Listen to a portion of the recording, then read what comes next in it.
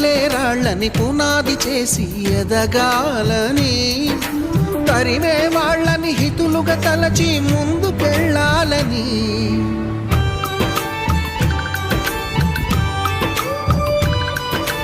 కన్నుల నీటిని కలల సాగుకై వాడుకోవాలని, కాల్చే నిప్పుని ప్రమిదగా మలచి కాంతి పంచాలని, గుండెతో ధైర్యం చెప్పెను, చూపుతో మార్గం చెప్పెను, అడుగుతో గమ్యం చెప్పెను.